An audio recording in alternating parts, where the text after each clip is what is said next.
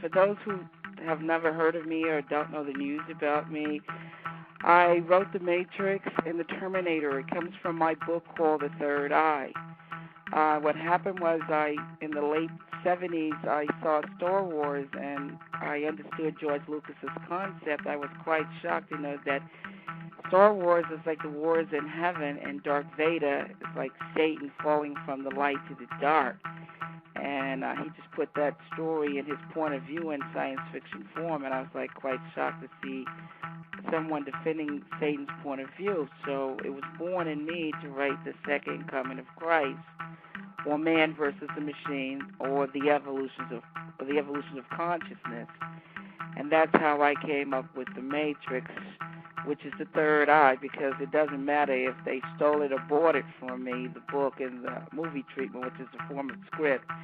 It still would have been called The Matrix and Terminator, and that's why a lot of people don't understand that in Hollywood and with the Hollywood studios, you do not have rights to creativity or to participate in that part.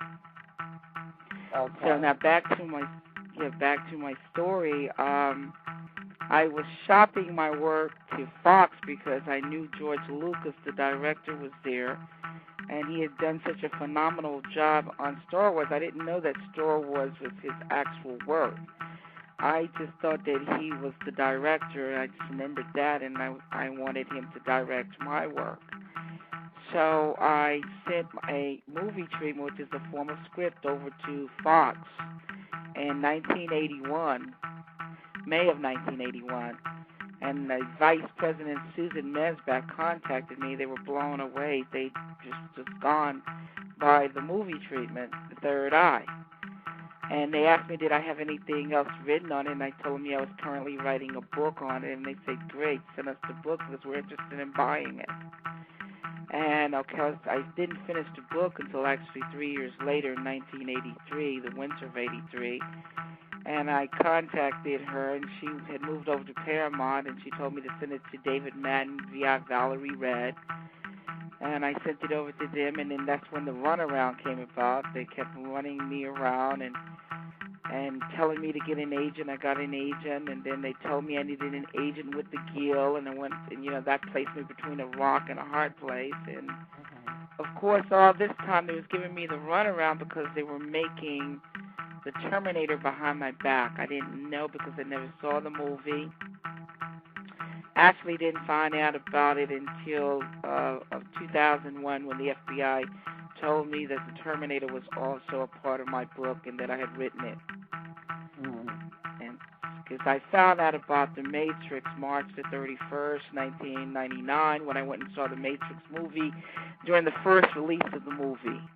And I saw my work on the screen, and I was kind of shocked because I hadn't sold it to anybody. And as soon as I contacted them, they knew me and everything. They offered me a settlement and a gag order immediately. But I aborted that settlement because some witnesses from Warner Brothers had seen the Wachowskis use my book on the movie set, and they told me to go ahead and abort that settlement. And I did, and went to the FBI, and that's how the FBI got involved. Darwin speaks about, brags about, and very proud of. And this is where the beast comes from. The white apes were walking upright in the garden. That's right, they walked upright. Apes walked upright back then, just like men. They even showed it on television. They found a throwback where he was just walking around proudly like a man.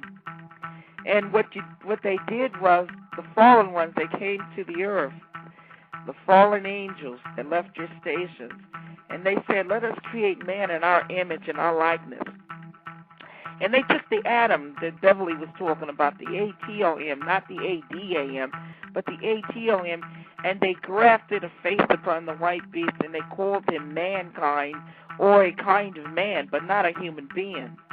You see, when you take that atom, you can split that atom and you can create life on one end of the spectrum. And if you split the atom the other way, you can create death because you'll create the atomic bomb or the nuclear bomb. And this is what the Jewish guy, Freud, was talking about, or relativity. This is what they were talking about, but it's the same atom. one part of the atom, when you split it, creates life. Einstein, that's right, with relativity, Einstein was talking about when you split the atom and you create the nuclear bomb or the atomic bomb. And so let us go back to the fallen ones. And so when they grafted a face upon the beast and called them mankind, and this is how Darwin said that we evolved, or he evolved from an ape into a man. Now, they were the children of the gods, the ones that you read about in mythology, the Hercules and the Apollos and the giants and the Minotaurs and the Medusas and so forth. Now, this is where the beast or the warmonger or the fornicator or the murderer and the liar that Cain came from. Do you see what I'm saying? And these are the children of the gods. A lot of people have never broke these down to you. You've heard the word sons of God, but the preacher is always telling you in church, well, the sons of God, who's the sons of God? Well, if you love each other and you're all at one and you belong to a religion or something, you're sons of God. No, they don't explain to you that there are other entities upon the earth and that man has been creating these other entities for years. And it goes all the way back when God told Solomon and David not to marry those clones and drones. He didn't tell them about marrying foreign women. There were no nationalities and race and color and creed. That stuff was made up by man to distract you from the truth, to separate you. There were no foreign wives. He was telling them not to marry any clones or drones because knowledge was passed down for the human beings by marrying another human being. The knowledge would be passed down through the DNA. And what are the clones doing? The clones are trying to enslave mankind. Why? How are they doing that? They got the machines and technology dominating over human kindness, over love, and over compassion. What are they doing? Putting the human beings out of their house on the streets, putting women and children in the streets, killing innocent people that have nothing to do with any of this that's going on. And you ask yourself, why is this going on? Because the human beings have put them in authority, have put them in positions of authority. And why is that? They volunteered. There's no gun to any human being's head. There is nobody making any human beings do anything. What are the machines doing? They're preying on the kindness, the trust, the empathy, the understanding, the love of the human beings. They're using all of that to destroy them. Right.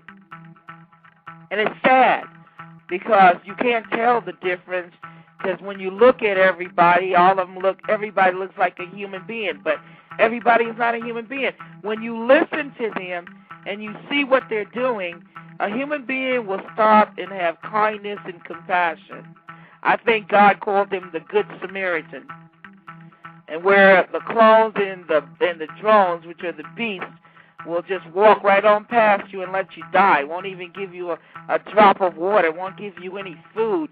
Won't even say, we need to correct that. That's wrong. Now, but how can they if there's no right and wrong in them?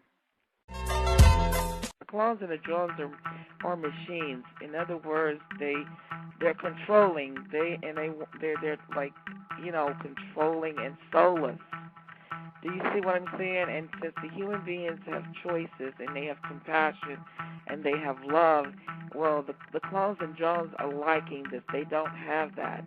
And you can start testing around you, because you can tell if you're dealing with a clone or a drone as opposed to someone who's a human being. A human being is going to always have compassion, love, and understanding and sympathy. And as the drones, they're only into murder. They have no kind of understanding. They have no kind of compassion.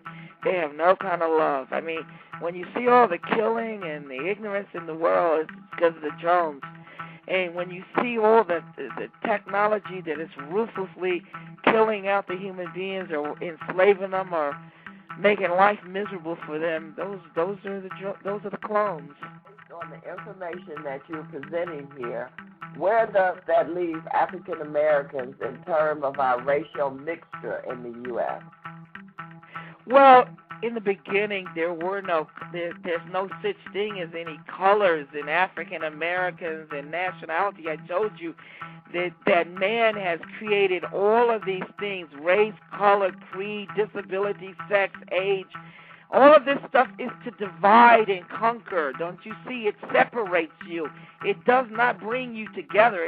It was never created to bring you together. It was created to separate you, to make one group think they're better or superior than the other group.